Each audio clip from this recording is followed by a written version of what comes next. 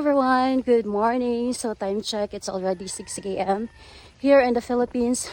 Shout out to all my subscribers, followers, yes, all around the globe. Assuming meron akong mga followers and subscribers sa buong mundo. Kasi meron tayong mga OFW all around the globe, no? So, ngayon po, mag-share po ako sa inyo. Nandito pala ako sa subdivision ng Lide. So, kung taga Isabel ka, alam mo ito. So, nandito po ako at magbibigay sa inyo ng thoughts and idea about sa pag-celebrate ng All Saints Day and All Souls Day. So, disclaimer lang po, maybe meron sa inyo na magagalit sana, hindi naman, just be open-minded. Kasi lahat tayo ay may chance na everyday we are learning lessons from each one of us. So, ngayon ho ay sana magiging open-minded tayo sa mga matutunan natin ngayon. Kung ayaw nyo, so just leave it. Pero kung nagustuhan ninyo, so keep it. Sana ay hindi kayo magalit sa akin, pero kung magalit man kayo, okay lang din.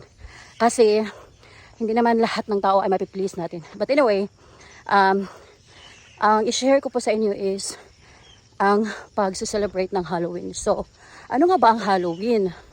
Ang Halloween is an annual holiday na sineselebrate ng mga Western Christians na kung saan ina-adapt ito ng mga Filipino as mga Pinoy. So ano nga ba ang mga activities na ginagawa ng mga nag-celebrate nito? So ang kanilang mga ginagawa ay magbibigay sila ng candy sa mga kabataan, trick or treat. So yun, morning kuya. So yun, nag-ano sila, yung iba may mga designs, naglaan sila ng oras para bigay or makapag-decorate ng designs sa kanilang mga bahay in front of their doors. And then yung iba naman is nagsusuot ng mga na mga witch, na mga costumes, na yung mga ganun. So as far as I remembered, ang mga Pinoy noong hindi pa ako born again Christian. So yun, yung mga parents ko, yung mga lulutula ko noon, kami ay maglalaan ng pera para makapagbili kami ng masasarap na pagkain. Kasi sabi nila na ito yung perfect time na makipag-usap sa mga yumaong mga mahal mo sa buhay. Tas, ibig sabihin, mag-celebrate, yes, makipag-usap, pumunta ng sementeryo at maglinis. So, di naman siya bawal, no, nga maybe makaremember ka sa imong loved ones, di naman siya siguro bawal. Pero ang bawal lang kasi is, so naalala ko po kami noon, yung mama ko, kami mga kapatid, na hindi kami pwedeng kumakain sa niluluto ng aking mama, mga magulang. Halimbawa, bibingka, budbud, suman, biko, yung coke, yung beer. Kasi sabi ng mga magulang ko, favorite daw ito ng kaniyang lolo ba, favorite ito ng kaniyang uncle, auntie, yung sagad.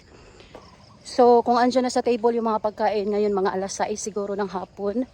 So, mga November 1 or October 31 ba yun? Just correct me if I'm wrong, ha. Halimbawa, na nandyan, kumpleto na yung pagkain, yung mga paborito yung yumaong mahal sa buhay. Kailangan magdasal, ipagdasal sa ating may kapal, sa ating Panginoon na yung mga ligaw na mga kaluluwa papuntahin na sa langit or sa heaven. Yung mga kaluluwa na hindi pa, anong tawag dyan? In short ho, ang November 1 at saka November 2 ay nilalaan yan para makipag-usap sa mga patay at pinapanalangin natin na yung mga ligaw na kaluluwa ay mapunta na sa heaven, which is very wrong ngayon. Wala na chance, wala na chance. So halimbawa, kung tayo ay mga tao ay buhay pa tayo, diyan tayo may chance na tanggapin natin si Panginoong Jesus bilang ating tagapagligtas, personal na tagapagligtas sa ating buhay. So, yun ang paniniwala natin noon, no, na kailangan sa November 1, November 2, may chance pa ang mga patay na ipag-pray natin para mapunta sila sa langit, yung mga kasalanan nila.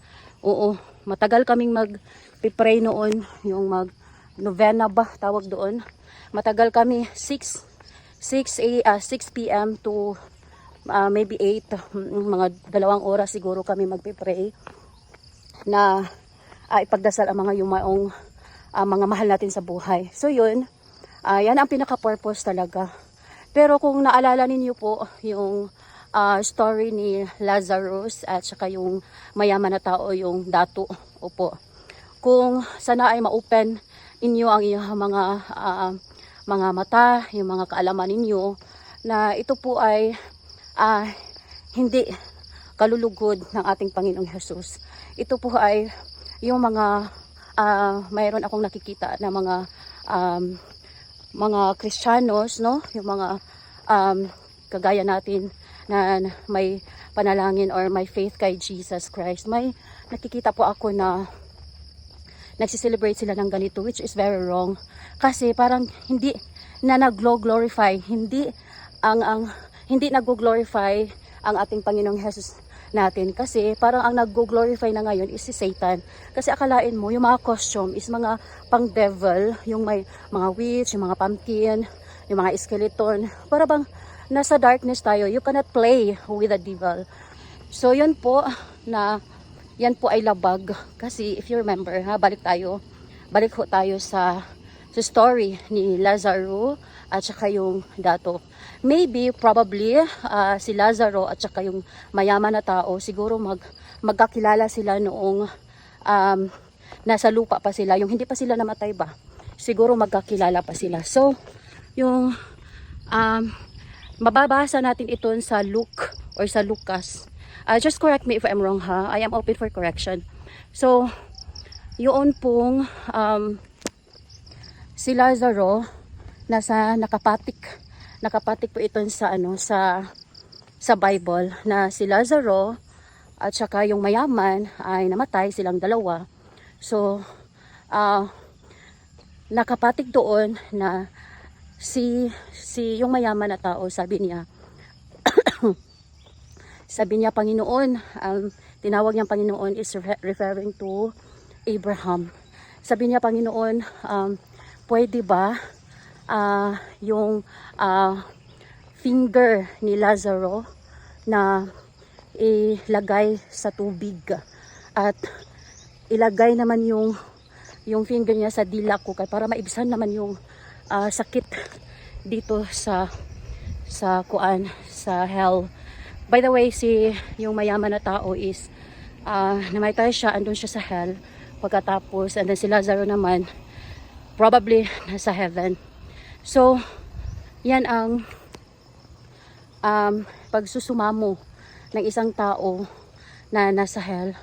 Ibig sabihin pala, pwede pala makita, no, ng mga tao yung nasa hell, yung nasa heaven. So, sabi naman ni Abraham na dato, wala kasing pangalan, specific na name doon, na dato na hindi na pwede yung mga labagyan sa rules ng ating Panginoon. Yung mga nasa hell ay makapunta dito sa heaven, at saka yung mga nasa heaven ay makapunta sa hell. So sabi ng siguro ma-imagine natin ba, nagmamakaawa talaga yung mayaman, no? So sabi ni Abraham na hindi pwede. So siguro ginkapoy na si dato sa sa paghangyo ni Abraham. Sinabi na lang ni dato na, o sige, kung dili man di ay pwede, papuntahin mo na, pabalikin mo na lang si Lazaro doon sa earth ba, sa sanlibutan, pabalikin mo na lang. Kasi meron ako mga brothers doon, 4, 5, 7, hindi ko matandaan. Just correct me if I'm wrong. Just comment sa comment section, no? Sabi ng mayaman, papuntahin mo na lang si Lazaro doon sa sanlibutan. Kasi meron akong mga kapatid doon. At na sana naman hindi mapunta yung mga kapatid ko dito sa hell. So probably yung lifestyle ng mayaman ay siguro nagiging lifestyle din ng kanyang mga kapatid. So mag-isip tayo ng mga lifestyle ngayon ng mga mayayaman. Of course, obviously, ang mga mayayaman, masasarap ang pagkain, masasarap ang kanilang mga buhay. Natutulog sa aircon, mga ganyan ba? Mga luxurious na pamumuhay. Pupunta sa club, kasi mayaman siguro, lalaki yun na mayamang tao. Marami sigurong babae, marami sigurong girlfriend, nagiinom siguro. Kaya, ang mayaman na tao is maka-afford sila. Siguro, isa din yun sa mga kontraktor. Siguro isa din yun sa mga DPWH. Siguro hindi natin alam ano. Siguro isa din yun sa mga korap. Hindi natin alam. So, pero obviously, alam naman natin kung ano ang mga activities ng mga mayayaman dito sa ating sanlibutan.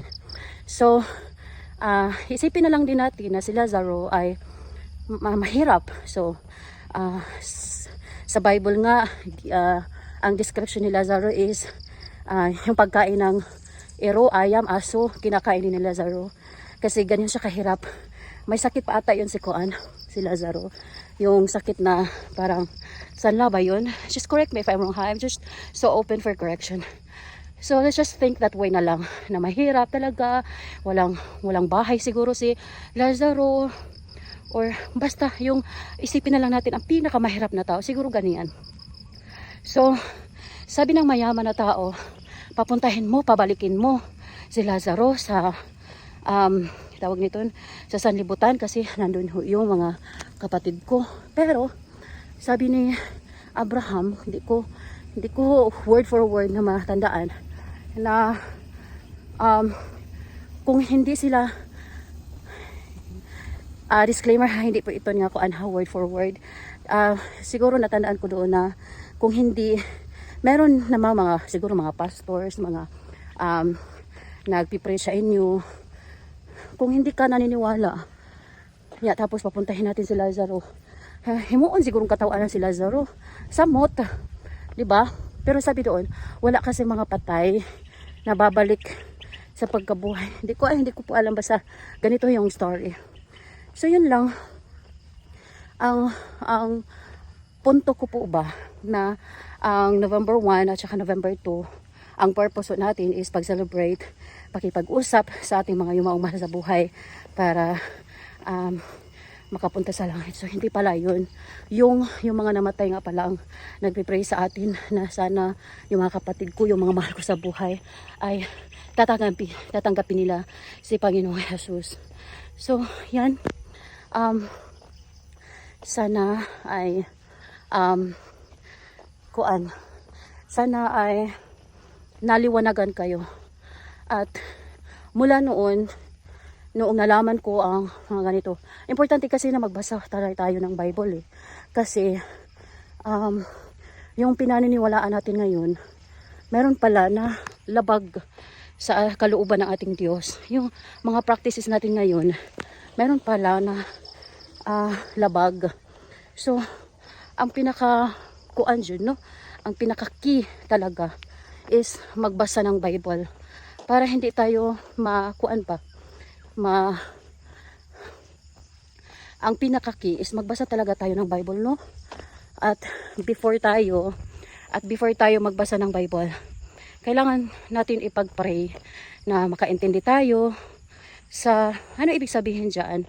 Kasi kung yung human mind lang natin hindi din natin makuha-kuha ang ibig sabihin. Kailangan talaga na pag-pray natin na kapag magbabasa tayo ng Bible is pag-pray natin na kuan matutunan natin, malalaman natin, ma-open natin ang ating spiritual mind, spiritual eyes. So yun lang, sana may natutunan kayo sa video na ito. At meron kasi akong na-share last year, nagagalit sila sa ako kay ganito ganyan. So yung paniniwala ko noon na iba na kasi naliwanagan na ako ngayon. So yung paniniwala mo ngayon, kung paninindigan mo yan pero hindi ka nagbabasa ng Bible, malaking chance good na yung pinaniniwalaan mo ngayon tas hindi ka nagbabasa ng Bible, siguro hindi yan tama. Kung anong pinaniniwalaan mo ngayon tapos nagbabasa ka ng Bible, sige go, i-pursue mo na yan. So yun lang, sana ako ay nakatulong. Salamat po. At sana ay meron kayong natututunan sa video nito kasi sa pagkakaalam ko ngayon is yung mga ganyang selebrasyon ay hindi kalugod-lugod ng ating Panginoon. It is just mere paganism and witchcraft or patuo-tuo or superficial beliefs or whatever. So hindi ho kalugod-lugod yan sa Diyos. Ibig sabihin hindi masaya ang ating Panginoon diyan kasi hindi yan ang tama. So sana ay naliwanagan kayo sa video ito at kung gusto ninyo magbasa talaga tayo ng Biblia, no? Para may matutunan tayo. Hindi man siguro natin ma-remember word for word, verses by verses, chapter by chapter, pero at least may na-instill tayo sa ating utak na totoo, legit ba? And from that, reading the Bible is the key. Legit yan. So yan, thank you. Please do subscribe, like, and share. God bless.